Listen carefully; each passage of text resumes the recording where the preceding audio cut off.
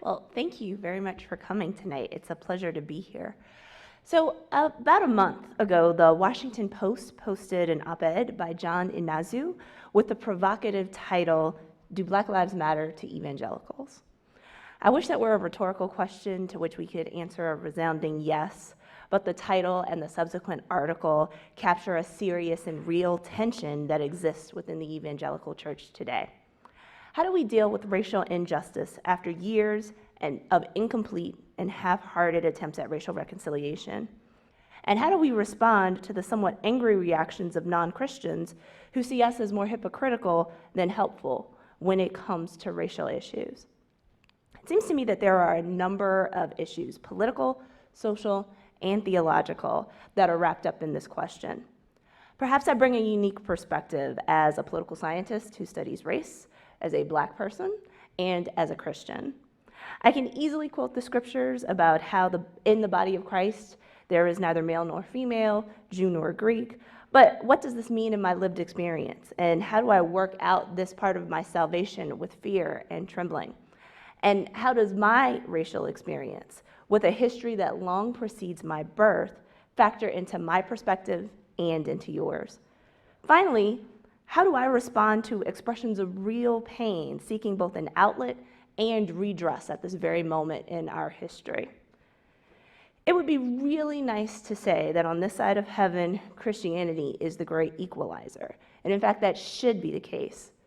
But the reality is that we live in a fallen world and in a country where one's racial background is highly predictive of their life choices. I feel fortunate to be blessed to have had a wonderful education, a supportive family, a good job, and a relatively comfortable lifestyle. But I know for other people from my racial group, the odds are stacked against them. Empirical evidence shows gaps in educational attainment, wealth, income, health, healthcare, marriage rates, and I could go on. Sadly, affluence does not mitigate the effects of racism, and it's all not Black people's fault. There are plausible systemic explanations for many of these differences. Take wealth, for instance. For most people, wealth is attached to home ownership in the United States. Well, in the early 20th century, the federal government restricted subsidized mortgages in many Black neighborhoods. This not only made it difficult for Blacks to buy houses, but it also contributed to lower rates of appreciation, giving Blacks less wealth to pass on to their heirs. And in the early 2000s, when it seemed like everybody qualified to buy a home, Blacks were disproportionately steered to subprime mortgages, even when they had good credit. So what that meant was that when the housing market crashed, they faced inflated mortgage payments because usually the adjustable rates on their mortgage came into effect right about the time that the economy was crashing, and they might have been facing a period where they were out of work. So no wonder Blacks and Latinos were the hardest hit by the recession, and no wonder the gap in wealth became more acute after 2009.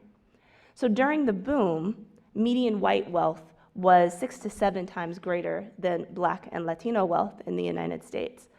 By 2010, that ratio was about 20 to 1. Everybody lost money, but of course, Blacks and Latinos fared worse in this. Let's also look at unemployment. There are narratives and stereotypes about Blacks that have persisted for centuries, which suggests that Blacks are lazy and prone to criminality. Some people latch onto these stereotypes to explain what they call a culture of poverty and to explain what they perceive to be persistent inequality. More charitable people might cite limited educational opportunities, but consider a few alternative explanations.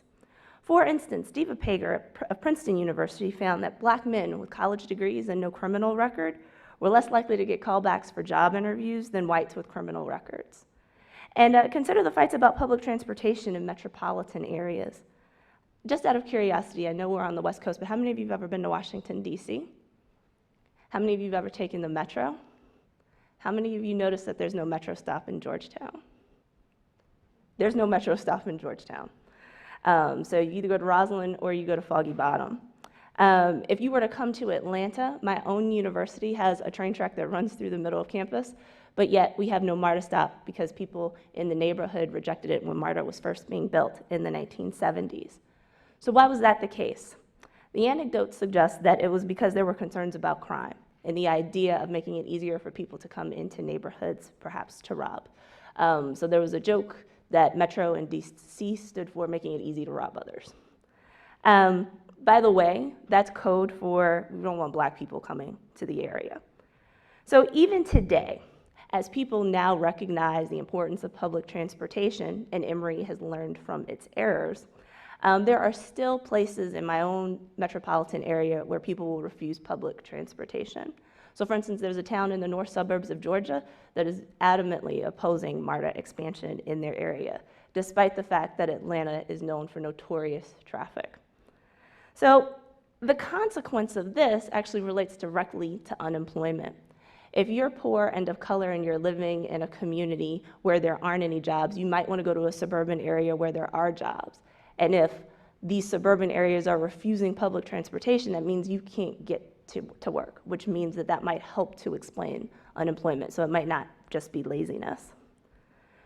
In this country, we have a tendency to think of things individualistically. And somehow that narrative got tied into a cultural form of Christianity. Lots of people actually think that the Bible says that God helps them who help themselves. So that was Ben Franklin, that wasn't Jesus.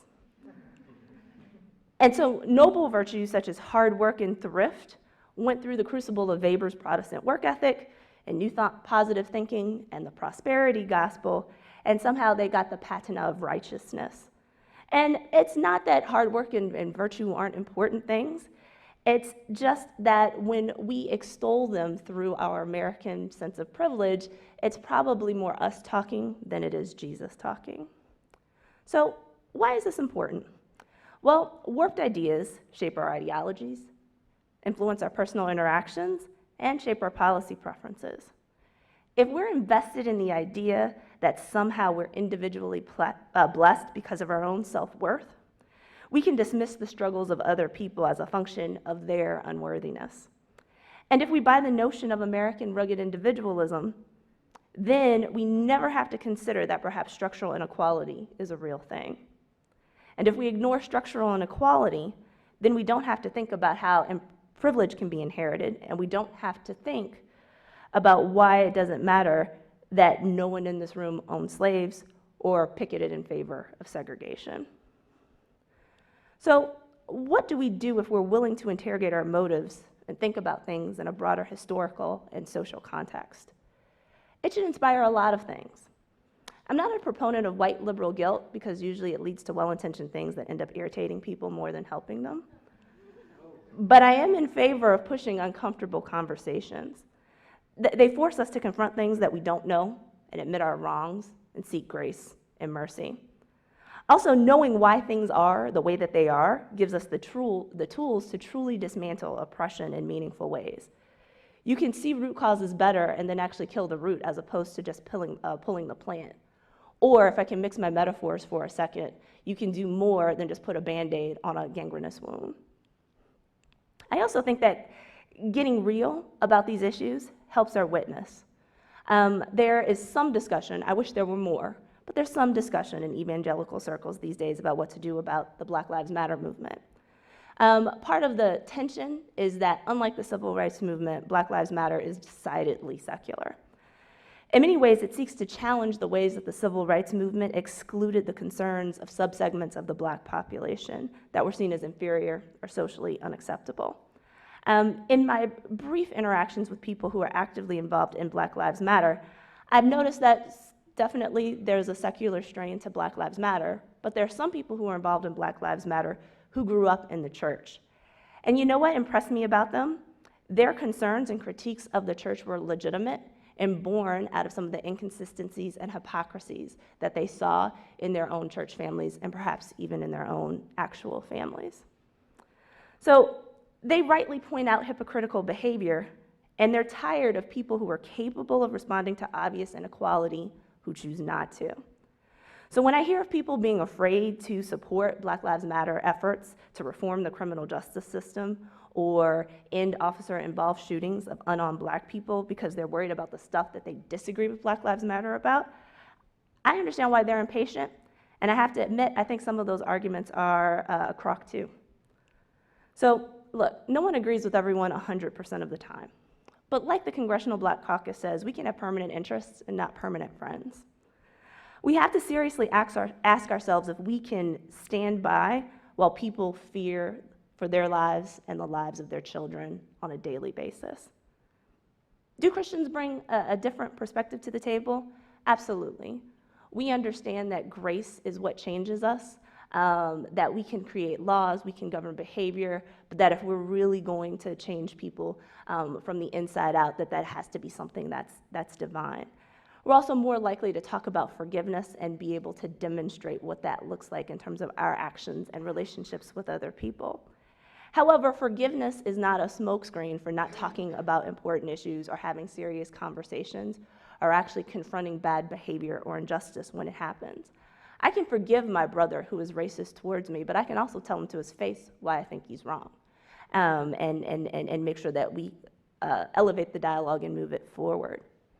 So to conclude these comments, I think the church is at a precipice here. 30 years ago when I was younger, I remember discussions in the evangelical church about contending with the lack of inaction in some parts related to the civil rights movement. And I think we're in a very similar situation here. I would hope that the evangelical church doesn't repeat the mistakes that it made in the 1960s, and I hope that we would learn to listen to perspectives, even ones with which we disagree. I would hope that we would learn history and not try to whitewash things over just because it makes us feel more comfortable. And I hope that we would figure out how to contribute to the solution of racial reconciliation in meaningful ways, as opposed to accepting the status quo just because it's comfortable. Thank you.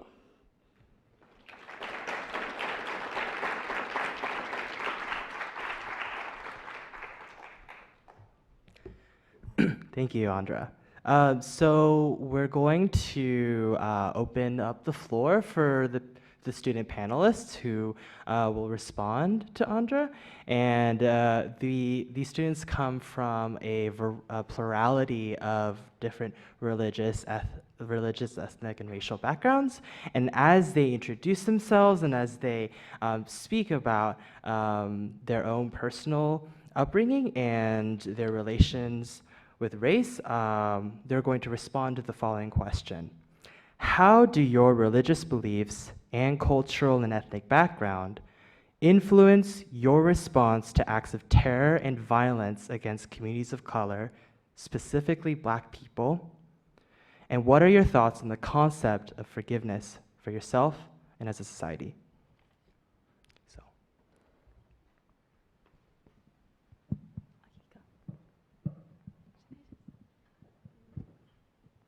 Hi, my name's McKenna. I use she, her pronouns. I'm Hawaiian Filipino, and my grandparents on my mom's side are from the Philippines. So my mom grew up Catholic, but now she's Protestant, and my dad's mom is Catholic. So I went to church with both of them, depending on like if I was spending the day with grandma or with mom on Sundays. So generally, I mostly went to a Christian church growing up, and that church was a lot, they taught us a lot about accepting people for who they are and loving people no matter who they are, no matter what they are, and also that we're all here on this earth to learn, that God is love, and that through his love, like he teaches us lessons in order for us to become better people. And we also went to Buddhist services sometimes. So we or at least I believe in reincarnation. And over the years, I developed this idea that that we're here to learn, like you said that, we're here to learn, and even if we're suffering, we're learning a lesson or we're teaching someone else a lesson. And actually a few years ago, my mom she started reading this book called The Law of Attraction. And basically it supposes that the universe is like all made of energy, or energy is flowing throughout the universe. There's positive energy, there's negative energy, and especially for us humans, we put out positive energy, we put out negative energy, but essentially we choose what we put out, and what we put out comes back to us. So from that viewpoint, I started to think that happiness is a choice, that I can put out positive energy, and positive energy will come back to me. And when things started coming up, like acts of terror, acts of violence, I interpreted that as like those people were putting out a lot of negative energy, and that I think that's the root of the problem. And I think that if I prayed for them, that would solve it more than just stopping them, because in my interpretation, like, if they're putting out negative energy, we have to help turn it around so that they're putting out positive energy too. And no matter how many times this cycle repeats, it's not gonna end until the negative energy is dispelled, basically. So my thoughts on the concept of forgiveness is, even though letting go is really difficult to do, I think it's a conscious decision, and not necessarily letting go, but forgiving and then teaching them what is right or what they should be doing instead. I think that a lot of the problems are actually rooted in people's inability to forgive, because even holding grudges, it creates a negative energy around yourself, as well as creating an negative energy for this person. So there's a lot of negative energy flowing around when you're not forgiving people. And you can see this in Hawaii a lot, actually, because a lot of Hawaiians are upset about the illegal annexation of our nation.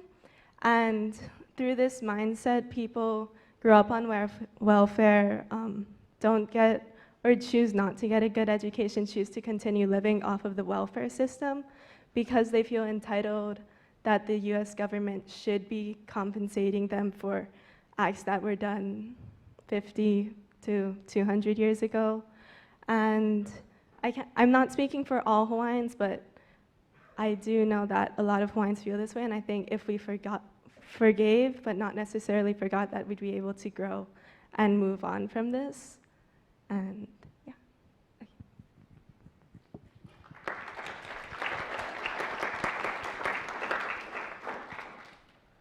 Okay, thanks everyone for coming. I'm Dean. I identify, he, him, his pronouns. I identify as Chinese American. My mom is an immigrant from China, and my dad is an immigrant from Taiwan.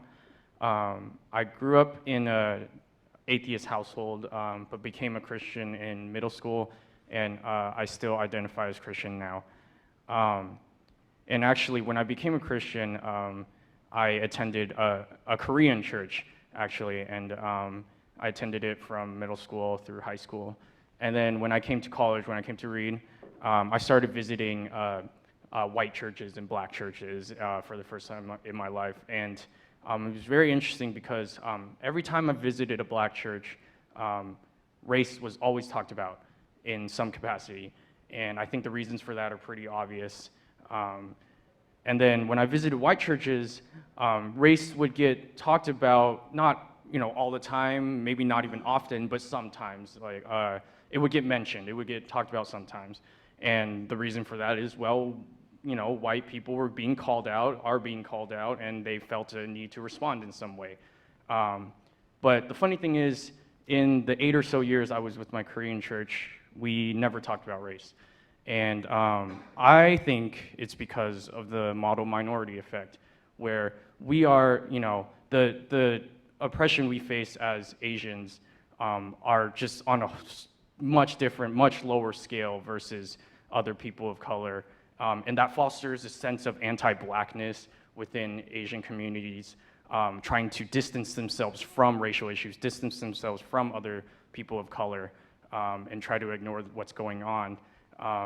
And I felt that was a real effect at my Korean church. And so when we would study the Bible, and learn about Jesus, to be like, oh, well, you see Jesus talking to the Samaritan woman, you see Jesus serving the poor, you see Jesus healing a man with leprosy, and we just all go, oh, Jesus is just a really nice guy. He's a real nice guy, right? And then I would get to college and we would study the Bible with a diverse group of people, and I would be like, yeah, Jesus is a nice guy. He's a real nice guy, don't you see? And then people go, he's a nice guy, and I was like, and what? And actually, it's Jesus is a nice guy to people that are oppressed, to people that are who would otherwise no one would want to interact with, no one wants to associate with, no one would want to help. He specifically, in all of his actions,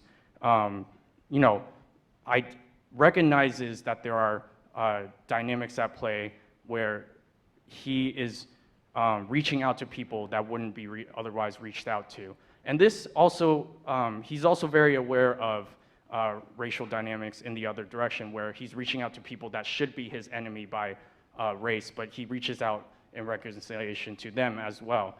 And that was a really like kind of an awakening for me that, hey, as a model minority, I need to be a voice. I need to be reaching out to people of color, and not just stick with the model minority dynamic and just pretend that racial injustices aren't happening to blacks and Latinos. Like, I need to be a voice because my voice is heard louder than other people of colors, unfortunate as it is. But as a model minority, that is the case. And also, like, in terms of forgiveness, a lot of things aren't solved just by hounding and distancing yourself from people who have institutionalized power. I think I'm all for holding white people accountable for the things that have happened in history, but I also want to forgive them, and I also want to reconcile with them just like Jesus did. And so, yeah, that's really my response in how the intersection of my race and my faith builds my response to racial injustice.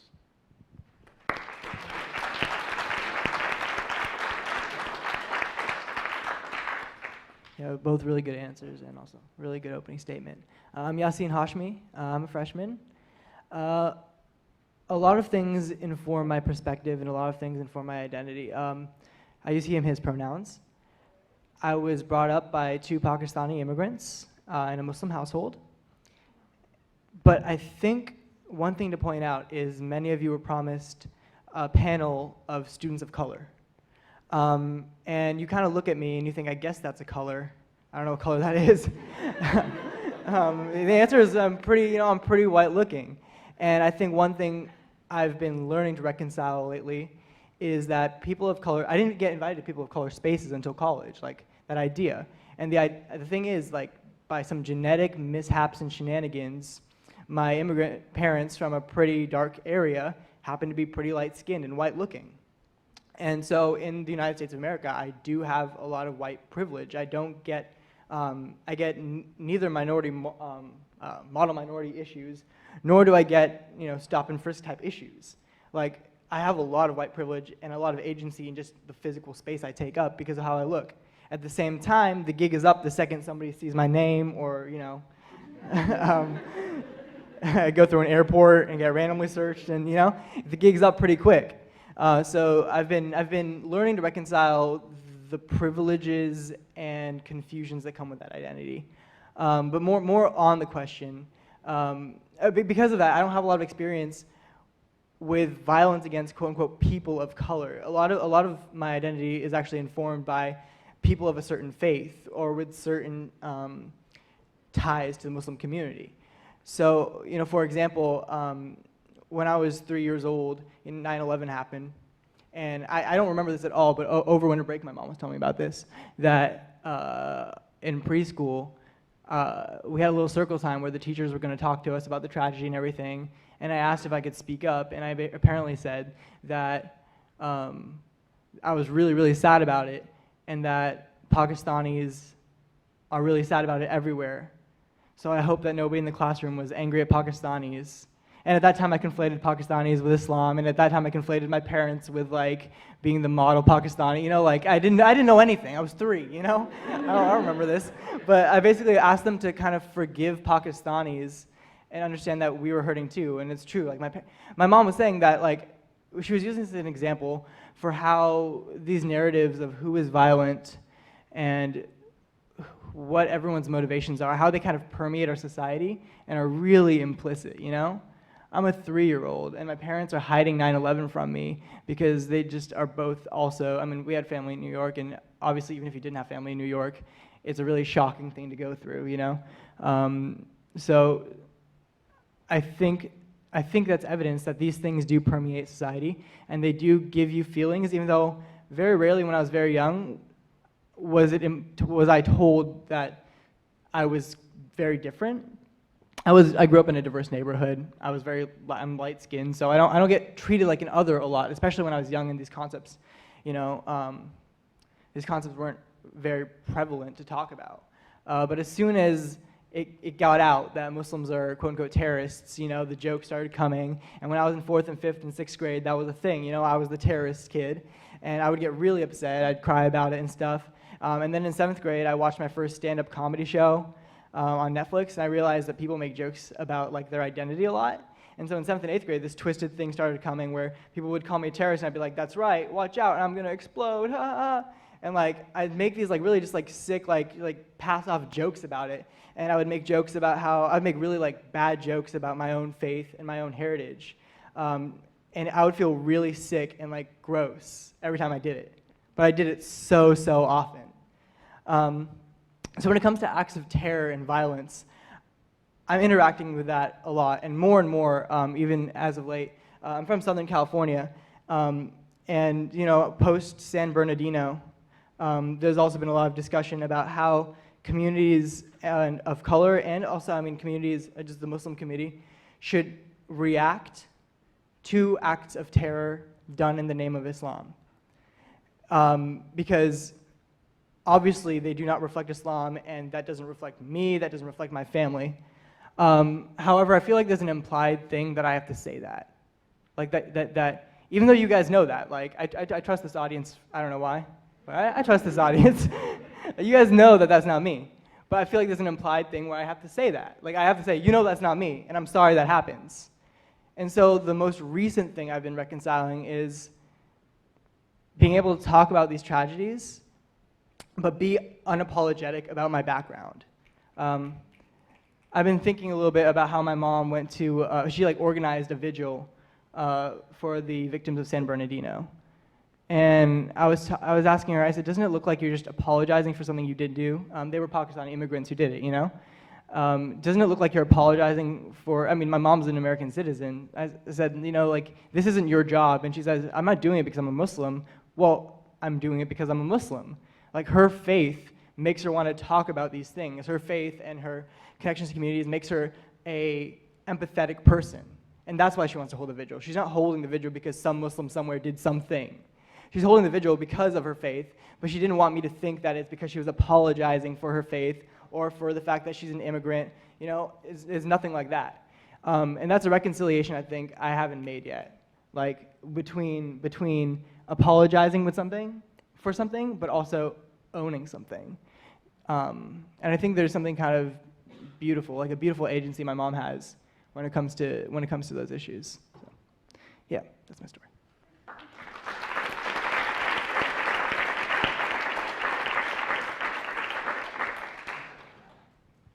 That was really great. I'm glad you shared with us. My name is Alex. I'm a queer, gender nonconforming Latino. And yeah, so I grew up as a Latino Catholic. I went through bouts of atheism. Latino Catholicism never really talked about race in like the way the US talks about race, with the dichotomy of like white and black that's so often used. And it wasn't that the Catholic Church I went to was apolitical. It was that like these things are just not discussed in our communities. And for me, it was a journey to reconcile my Catholicism, just because as I grew up, I realized it was a vehicle for colonialism. And I needed to reconcile that with like my history and my culture, and like I think like now that I recognize the indigenous influence my Catholicism has, I can use it better for myself, to empower myself and for self-care. And it wasn't until I got to college that I saw the intersection between activism and faith. It was another panel that we saw that Daniel like moderated as well. It was the Black Lives Matter Seattle. And one of the panelists was unapologetically Christian. And it just got me really interested in the intersection between faith and activism. And I was lucky enough to go to another conference, Creating Changes in Chicago. And one of the workshops I went to was called, What Does Faith Have to Do with Ferguson? And that really opened my eyes. I saw how important it was to make an effort in our communities to discuss these issues, to open dialogue, to queer our language so we can center marginalized people, so we can like celebrate Black and brown bodies. Yeah, and I've always been taught that as a Christian, it is our duty to forgive, since it's not our place to judge someone. That's God's right.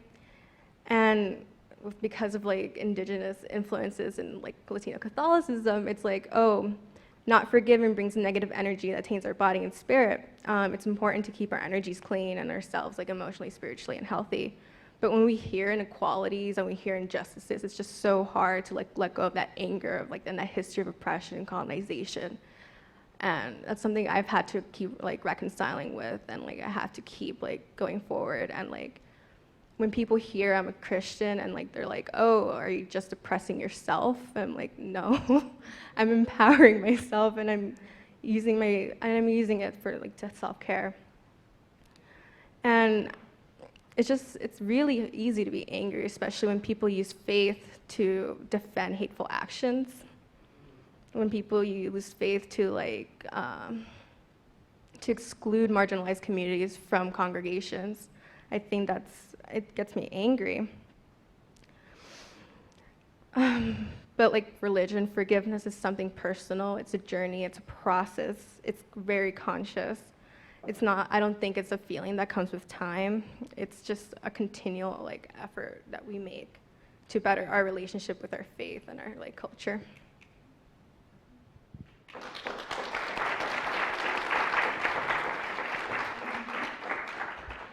We're going to transition to a time where the student panelists asked you questions for Andra to respond. I want to remind the audience that you can text your questions to this number, or the usher is going to stand up and going to make rounds if you prefer to write down your questions on a piece of paper, and the usher will collect them. Going through the halls. So, yes, again, we will transition now to the panelists.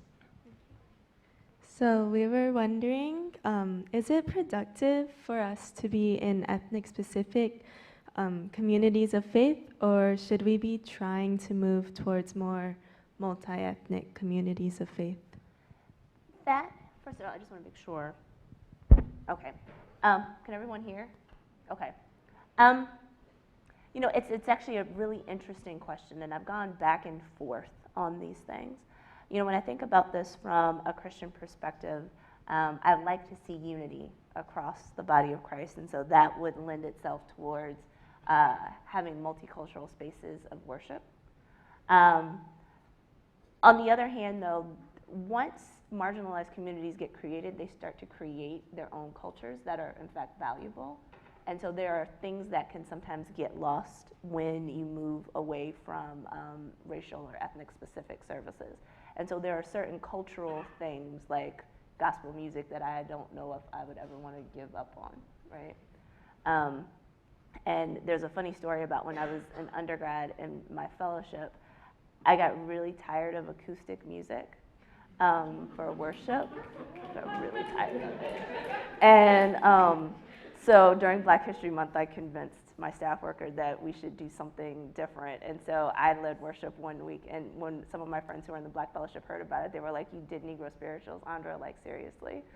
And I do realize that was probably not the best way to go about doing it. So I think it's probably more of a both and than an either or. And so I think it's a problem for relatively racially homogeneous congregations to be resistant to having other people come in.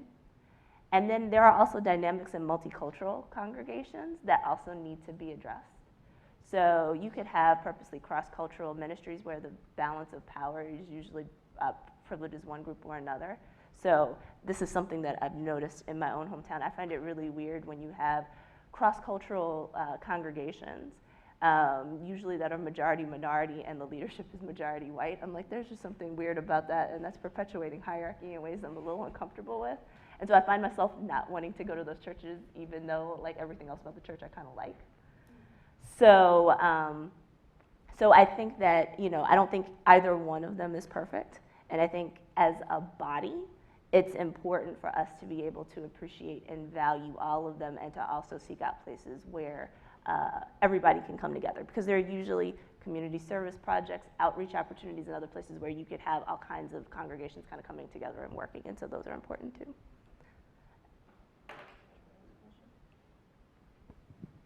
Yeah, so earlier on you also said that a lot of politics and discussion of Jesus is more us talking than Jesus talking. And Alex also brought up Marissa, the Black Lives Matter activist, who said that a lot of her faith is what led her to her activism, that she was a Christian first and activist second. And then if you actually look at the story of Jesus, if you want to hear Jesus talking, he was very much an activist, Temple Mount, stuff like that.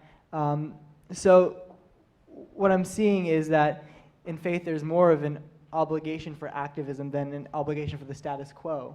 And I was wondering how you feel about faith being an obligation for activism. Like, in other words, what would Jesus do?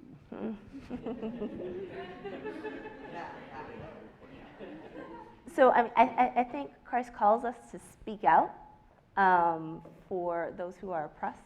I think Christ requires that we reach out to what the Bible calls the least of these. And so if we have opportunities to mentor, to show the love of Christ, to just reach out and say something nice or do something nice for somebody, then that actually shows Christ's love. And that, from an evangelistic standpoint, it opens an opportunity to have conversations. So there are lots of people who want to sit and preach to people, but they never actually want to get to know people. And part of the ways that you get to know them is to understand them in the context of their culture. And that involves understanding where they come from and understanding their story and the story of the community in which they come from. So, I think the things that I have issue with when people look at Black Lives Matter and they don't want to get involved, and you think about the issues, people might be caught up in, well, I don't know if Mike Brown was really innocent, or maybe you shouldn't mouth off at the police, or I think that this is anti-police. Well, some of that is just not listening to what people are saying. I don't want my police to go away. I like my police. I actually live a couple blocks away from a police station, and that was one of the things I liked about sort of like, my neighborhood, was that the cops were right down the street. I like police, but at the same time, that's not a license to abuse power, right?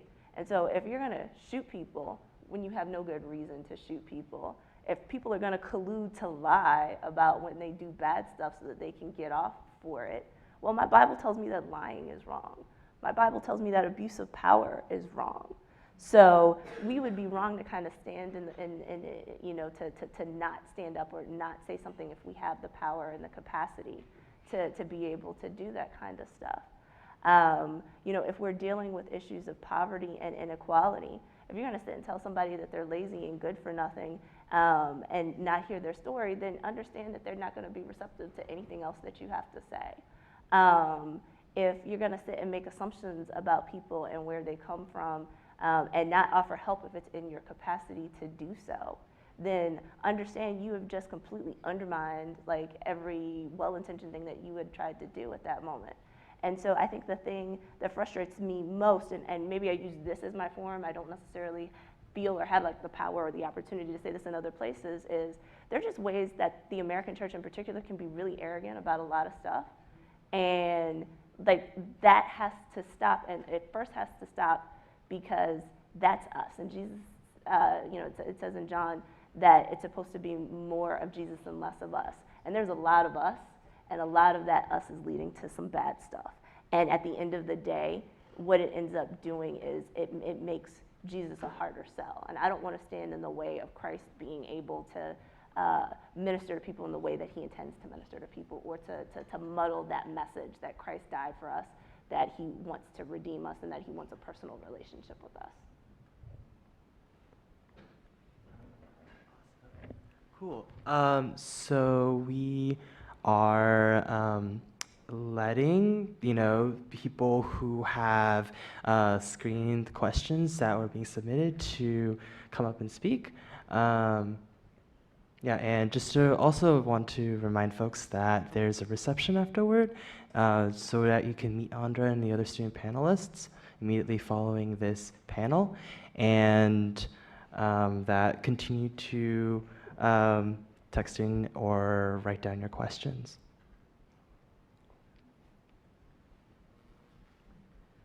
Okay, so I'm going to start from the more like panelist-specific questions, of which there is only one, and then I'm going to move to like general questions, and then I'll move to Christian-specific questions, if that is good with people, for at least what I have right now. So most recently, I got a question saying, first for Makana. I'm a bit confused as to your argument. Are you positing that violent attacks against Black individuals are a direct response to the collective bad energy that they put into the universe, or is it more related to the individual people? I think we're all interconnected in some way. And wait, can you say that one more time? Yeah. Not the whole thing, but like. Are you positing that violent attacks against Black individuals are a direct response to the collective bad energy that they put into the universe, or is it related to individual bad energy putting out? Well, I mean, I'm not an expert and I'm not one to judge, I'm sorry, but I do believe that we all put out energy. I don't think that we could put out so much negative energy that someone would attack us, but, well, the thing is, the attacker probably is putting out a lot of negative energy. They're probably, I imagine that they're in this whirlpool of negative energy, and that causes them to attack someone, not that the victim put out energy and caused themselves to be attacked. I think that this is how it works. Like, if we pray for the attacker, we'll also be helping the victim, because getting the attacker out of this negative energy realm will be more productive than just saying, oh, I hope. I mean, we do want the victim to heal, but we also want the attacker to heal, because it's really important so that the cycle doesn't repeat itself. Does that make sense? More or less. Well, the second question, also from the same person, is how would you respond, or I guess this could also be applicable to everyone on this panel, how would you respond to individuals who have put no negative energy into the system, who are being attacked?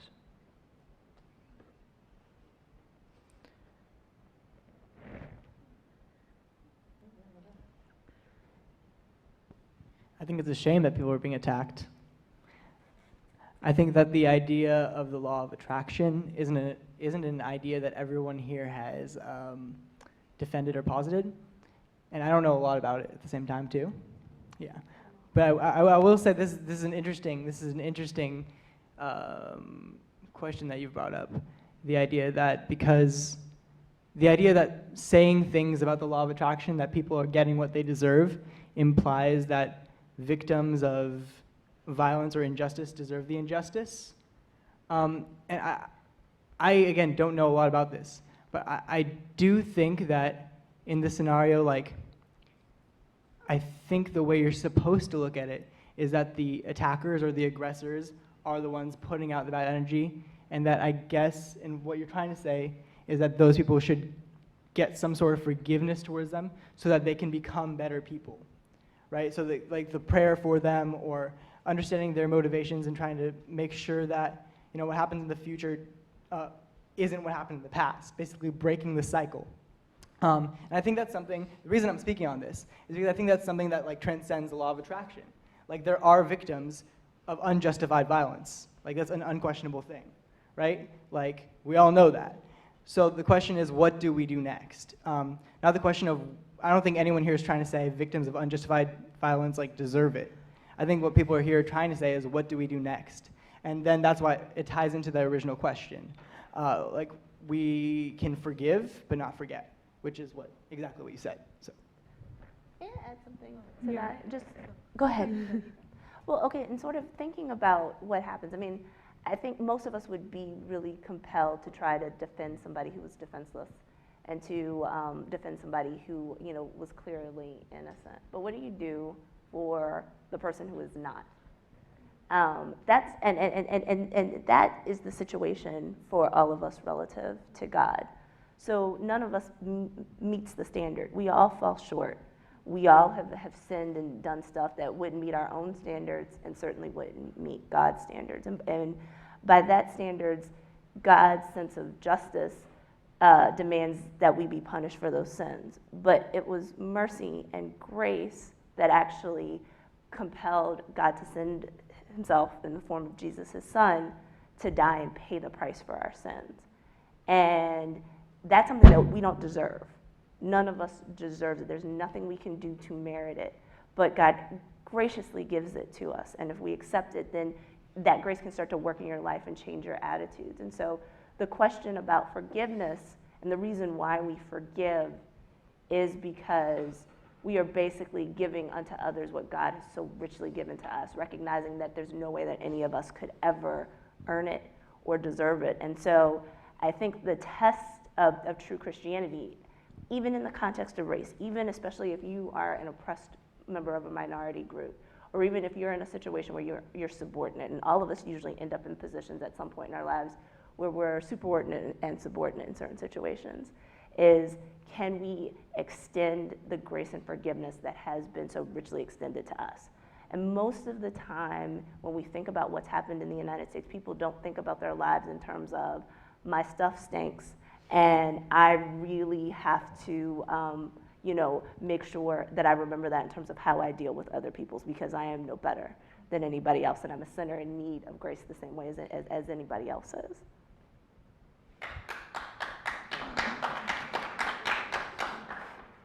Okay, another question. Sorry, 1 second. Okay.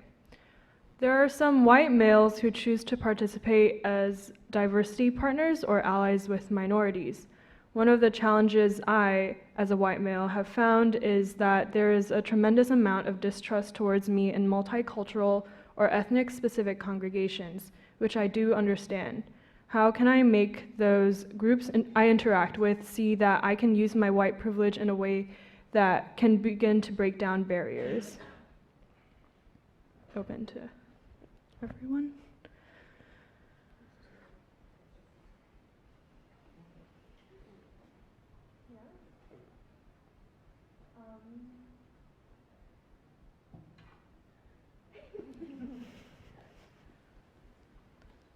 I don't want to be harsh. I think that sounds like a white savior complex. I think it's important as an ally, whether you're white or you're non-black POC, to, in your congregation, just leverage relationships within your white allies, like resolve things within your community before you go into POC spaces and start kind of like imposing yourself on it. That's a little too harsh too. And there is,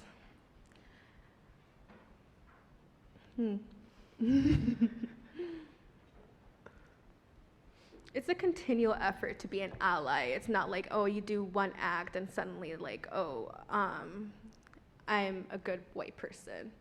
I think it's continuous. I think you have to constantly like be doing labor, and it's something that like a lot of people don't really understand, that like a lot of labor is needed for these communities, and a lot of labor, and it's difficult because this person's trying to use their white privilege to help. And it sounds like something that has to come from within the community. Like, honestly, they have to want the help, I think. They have to decide like, oh, yes, we could use your help. Like, Black Lives Matter Seattle was talking about how, like, when they were trying to get close to Bernie Sanders, they had, like, white people kind of, like, blockade for them. And I think that's a useful act of labor. And I think that's something that like you just don't go into like multi-ethnic spaces and start saying like, oh, I'm here to help, and start trying to lead, but like you're very receptive and it's very continuous. And it's, yeah, I don't know if that answers the question. Thank you. A question for Yassine. After attending a meeting where churches are coming together to aid the refugees coming into Portland, most of whom will be Muslim, how would you suggest we as Christians address the fears that many Christians have against these refugees? Okay. So there's a few ways you can talk about that. The idea of fears of refugees is interesting, and I would ask the person like which ones they're referring to, because there are, I'm not making a joke, like there are diverse reasons to be afraid of refugees. One reason is there's like the myth that they'll be violent, when a majority are women and children. But there's other fears that people have, and they may not be wanting to say them. Like they won't want to say explicitly that an influx of unskilled workers is going to ruin the economy. They won't want to say that, you know, there's other problems that are going to happen. Like they don't want to say that because it sounds bad. So we're calling them fears. So I think the best way to talk about it is not say the fears we have about Syrian refugees, but instead say like, why are we afraid? Can you read the question again? I think I latched on to one word. Yeah, definitely. The question is, how would you suggest we as Christians address the fears that many Christians have against refugees coming into Portland? Right. Okay. So I think the best way to address those fears is really like, look, I'm not a Christian, and I'm gonna say like, what would Jesus do? Like, I have mad respect for Jesus. Like, you know, I think that if Jesus is the kind of person that could accept people who have sinned, forgive them, and, you know, try to turn things around for them, I think Christians who try to follow Jesus have it in them to look at people from a war-torn places where, I mean, there are 5-year-olds, 6-year-olds who their entire lives have been during this like civil war, you know? There was a UN report that talked about how, like, okay, casualties, deaths alone, right? And those are in the thousands, millions for missing people, you know? So all of that alone, people who are alive are not doing well. You know, 85 to 90% of children there have actual PTSD at the level of veterans. Bedwetting every night, and like bedwetting is something you make fun of little kids for, but it's every single night, it's traumatic.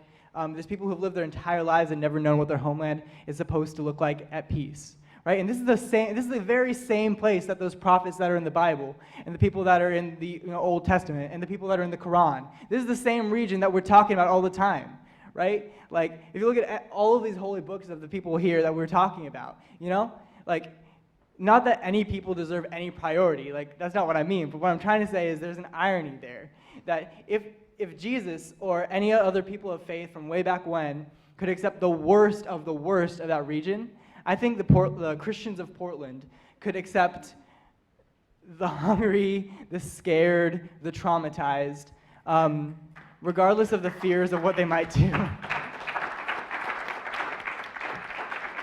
I think it really is just an appeal to that. I think one thing I hate is that the "what would Jesus do" became a joke thing, you know? Because like I think that's a really valid question for people who aren't even Christians. I think we can all agree, you know, like, what would Jesus do? Like, maybe it's not the thing for you to do. Like, when I see moneylenders, like, I don't flip the tables, you know, but am I a little bit sus? Like, moneylendering, you know? Like, look at the big banks. Look at 2008. What would Jesus do? So, you know, I just mean to say that you can appeal to people's forgiveness and appeal to people's hearts. Like, I really do think you have it in you.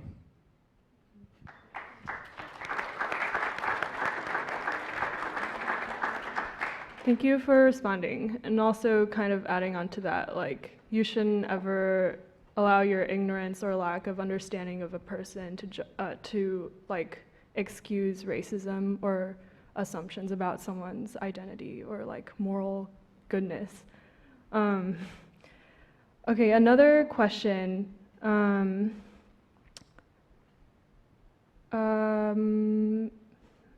Okay.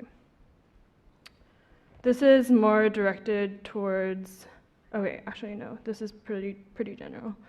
What is the needed time/space for ethnic-specific gatherings within faith communities, specifically multi-ethnic faith communities, for self-care for minority people? Will that need ever go away?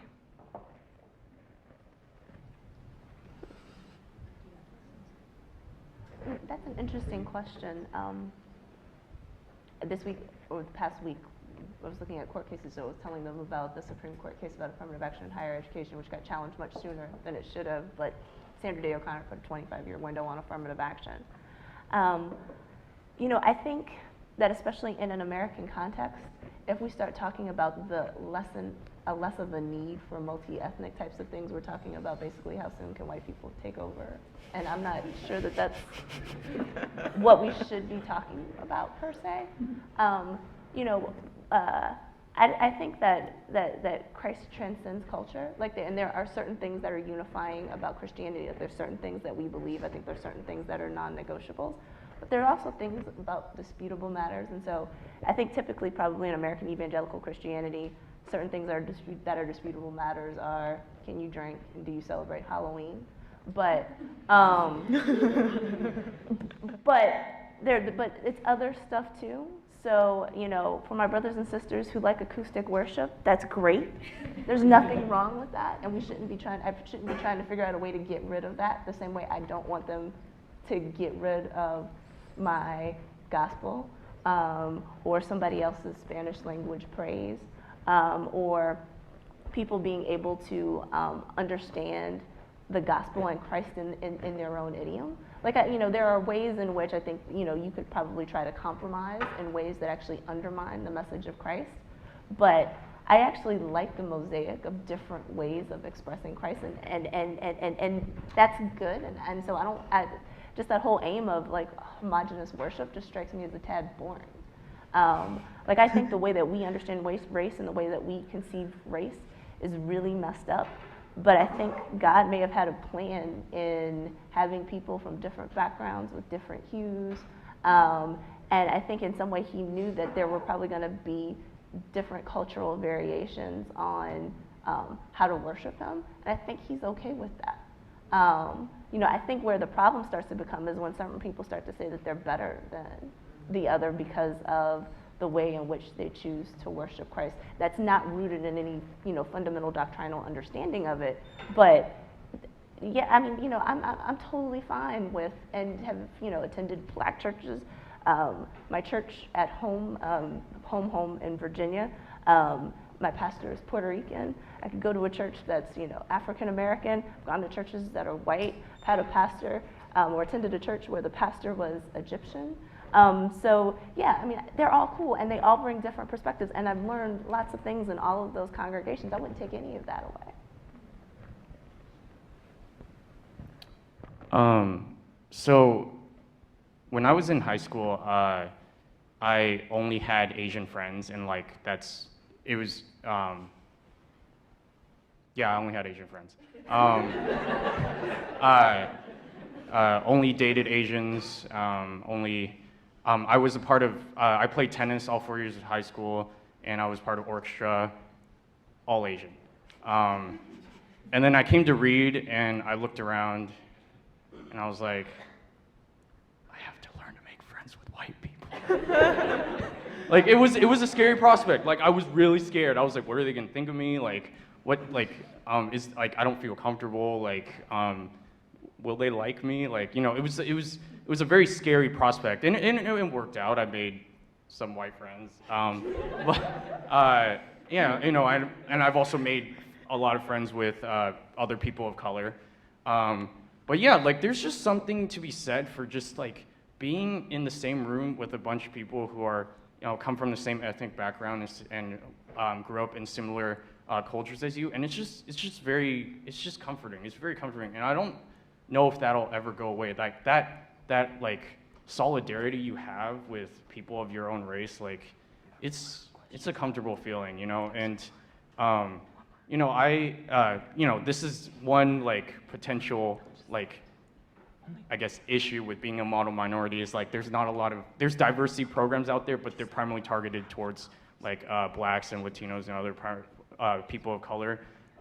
You know, like, when I was interviewing at several workplaces, I would see that they have programs for, like, you know, black and Latinos, but none for Asians. You know, I would go to conferences and they would have meetups for blacks, Latinos, and other people of color, but not for Asians, because they're like, oh, you guys are, you know, close enough to white people, it's fine, you know. And it's like, you know, I get it, like, you know, like, we are, you know, we're not marginalized on the same level as others, but, you know, it's just, I miss it. Like, I'm like, where's my, like, Asian hangout club, like, at this conference? Like, I want to meet other Asians, like, you know. It's that feeling I don't think will ever go away, and I don't think, yeah, that'll just ever go away in the future, so. And I think we also need to acknowledge that the model minority comes with a lot of drawbacks. Yes. And so there are ways that you can find places where Asian Americans are underrepresented, and you can also find ways where Asian Americans are discriminated against. As Oh, well. yeah, So absolutely. really- I maintain that 100%. Yeah. Playing off of the comforting aspect, especially for, like, people who are immigrants, like my grandparents, they went to this church where they lived in Maipahu called St. Joseph's. It's been, like, a Filipino area for a really long time.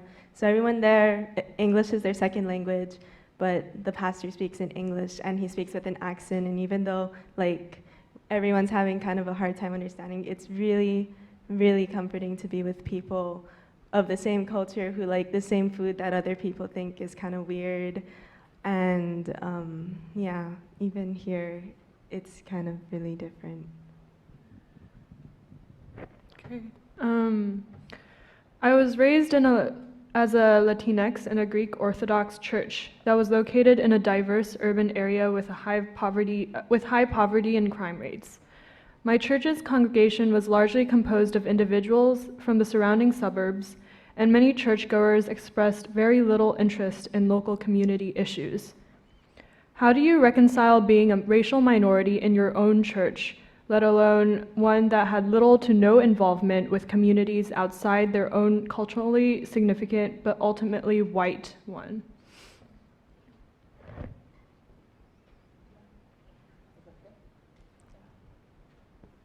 Same. Because Muslims come from so many different ethnic backgrounds and stuff. Like the neighborhood you grow up in, if you want to find like Muslim like centers, can very much be like not what you're looking for. It's like we're not that I'm like not looking for other Muslims when I look for a mosque. I'm looking, but you know what I mean. When you're looking for that ethnic solidarity, like also like you're never gonna find like a whole group of Pakistanis that look like me. Like it's not gonna happen. Like I call Zayn Malik my representation. You know, it's the closest it's gonna get. So when it comes to like looking for that solidarity, like it can be hard, right? And that's something I struggle with too. As far as the question part of it goes, because like this is such a thing. I tried really hard. So the mosque I went to growing up was majority like Northern African, like Middle Eastern. They all spoke Arabic. They had Arabic inside jokes with each other. And you know, Pakistanis are subcontinental. Like we're much closer to. We're basically India, you know. And so like the cultural background, the cultural like you know the Asian clique. We had like the Arab clique, you know. Like I was very excluded from that on a lot of levels. And still, you know, I went to youth groups when I was younger. And I did feel like I felt like the Latinx in a Greek Orthodox church, you know? And then the second level, and I don't know if you meant for these two parts of the question to come together, but this is how the two parts of the question come together.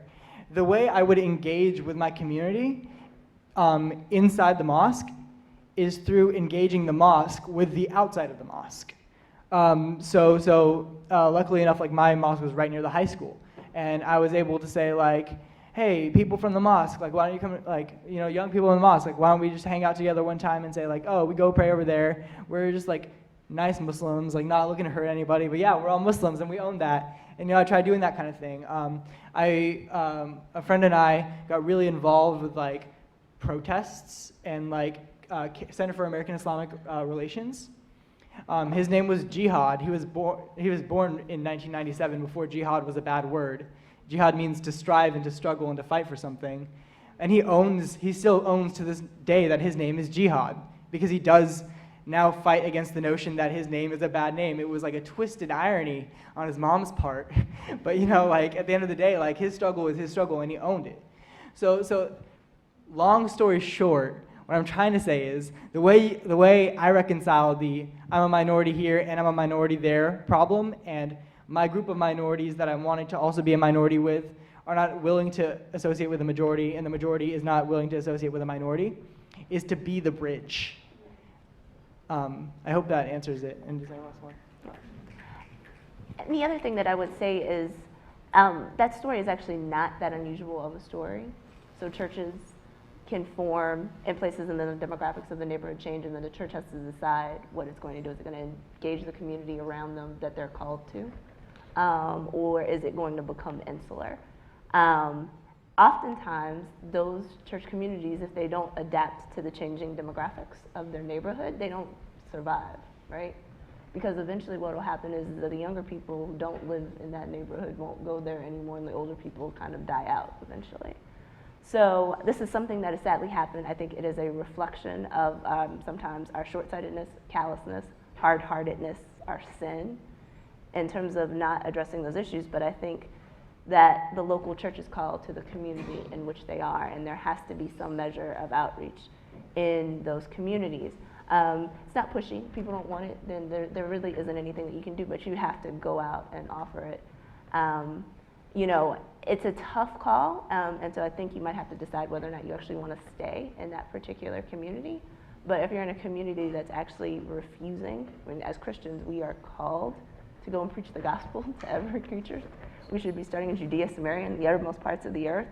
So if you're not part of a community that takes that calling seriously, and that's something that is important to you, then perhaps you can go find another church community that might actually be more missional in its focus and more willing to engage and outreach their immediate neighbors. Thank you. Also a reminder that like if a question springs to your mind in the middle of a response, you can feel free to raise your hand, and one of our people running around like back there can come to you and vouch for you. So another question, can we talk about things like race and faith in America without considering the political, social, and economic context of capitalism? What do you say to people who argue that the majority of social ills are a result of capitalism?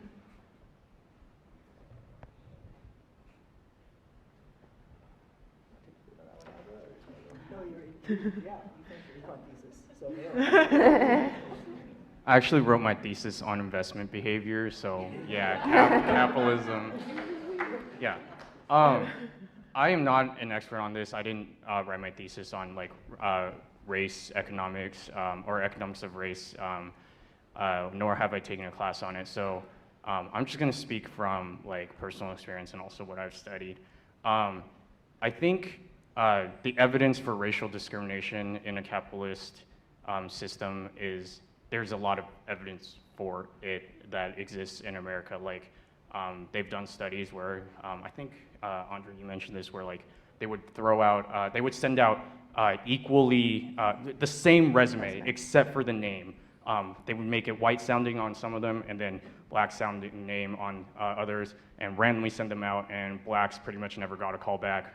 The resumes with white names always get callbacks, right? And then like you see, you know, that occurs like, and then, you know, how do you expect a black person to pull themselves out of poverty if they can't even get an interview? Like, you need to speak with people and meet with people to get connections, and then people aren't even willing to meet with blacks, right? And so, you know, there's evidence of that, and the question becomes, well, can something else, is there an alternative to capitalism that can solve this problem, right?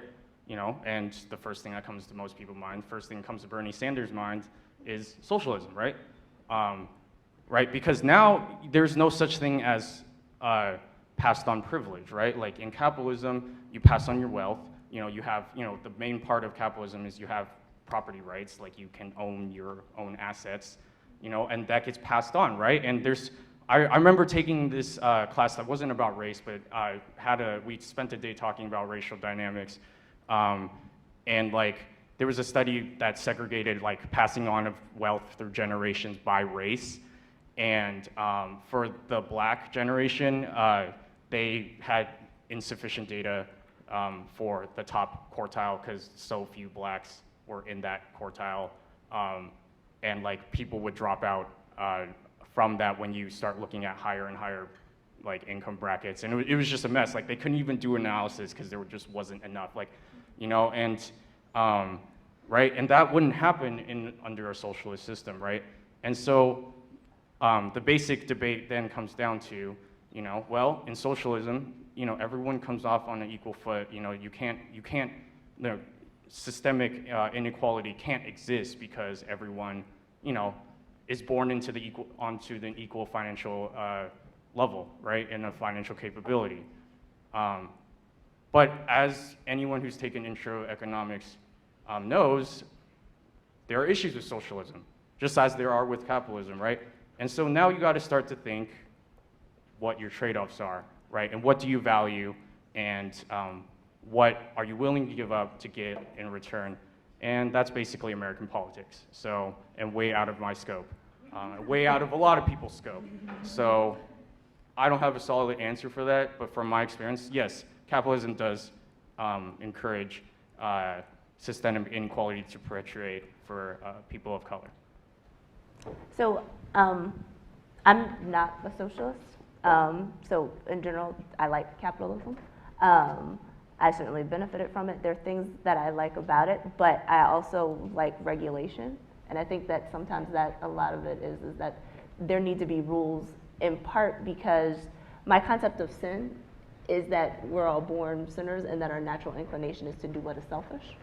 And some of that is at the root of some of our racial prejudice. And so we need something to fix our baser natures. So I don't expect that we're all going to agree on issues of faith, and I'll leave God to convince people of that.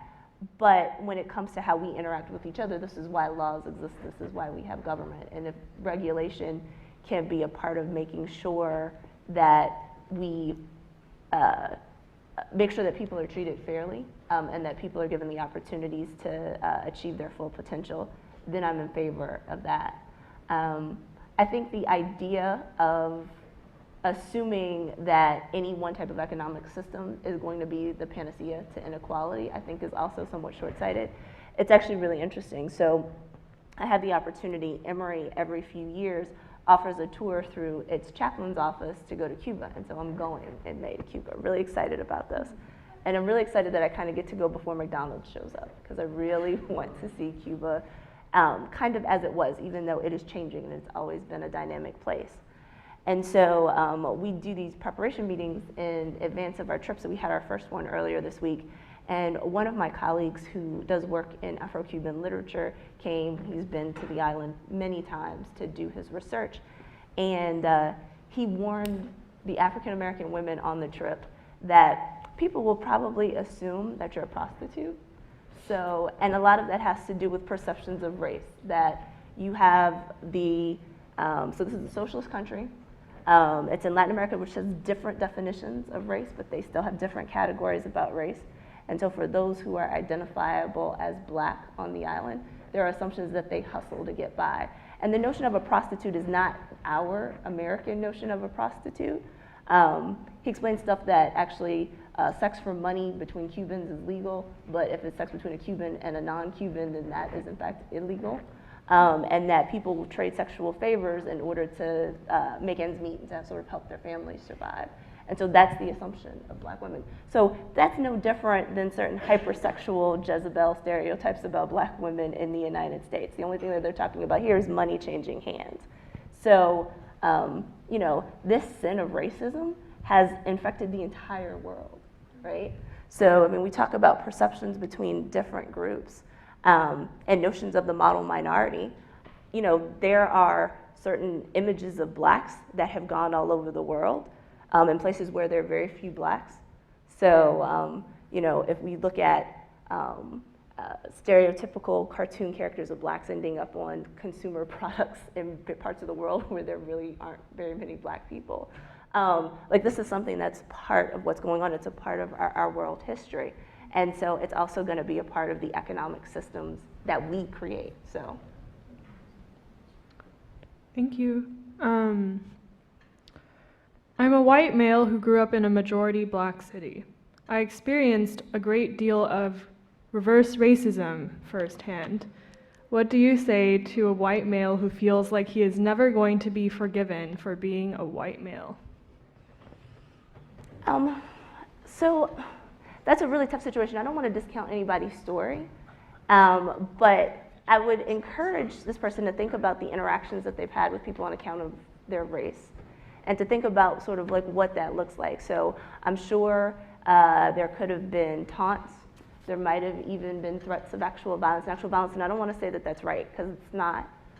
But think about that also in the context of when people have been subjugated to poor schools, where they may have been subject to environmental racism that may or may not have affected people in much more comfortable surroundings.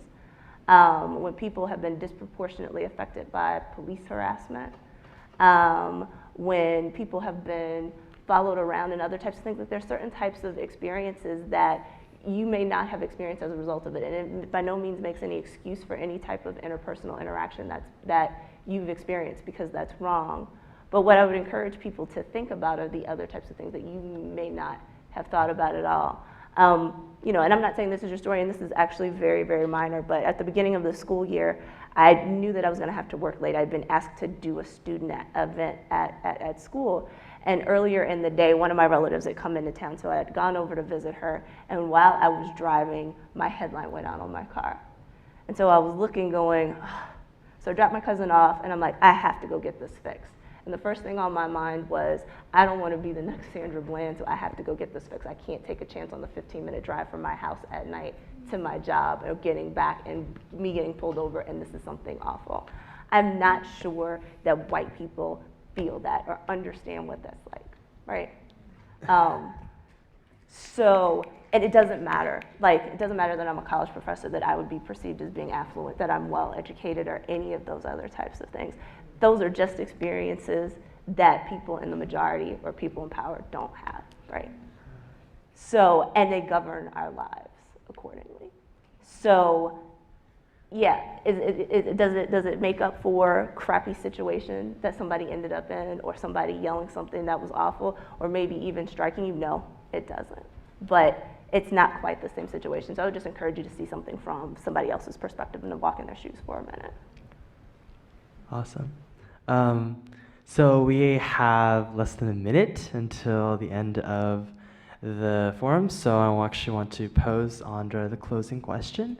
And that question is, how do we continue this conversation after the forum in our campus, in our city, within our friends? So I encourage people in their faith communities to talk about these issues and to be forthright about them. I would encourage people to educate themselves. I'm slowly coming to the realization of, that in the body of Christ, oftentimes we do not avail ourselves of opportunities to learn history, social science, to understand the perspectives on these kinds of issues. So especially if you've heard data that's new before, I think I would take advantage of the fact that you're here on a college campus and take the classes where people discuss these issues. And even if you don't agree with everything, to just learn the perspective and to also learn the facts, because we don't agree on the facts in this country, and it's shocking. So last summer, after the Charleston shooting, where people were arguing about what caused the Civil War, and that's when you realize what people are taught about the Civil War and that it varies based on where you are in the United States. At my own school, I direct an institute on the study of race and difference. We're actually having a forum about Confederate memory and Black history. And one of the things that one of my colleagues was talking about as we were doing a radio interview was the number of people who tell stories about how they learned about the Civil War in high school because their teacher popped in Gone with the Wind. That's a very stylized view of history. That's not accurate, and that romanticizes a lot of stuff that shouldn't be romanticized.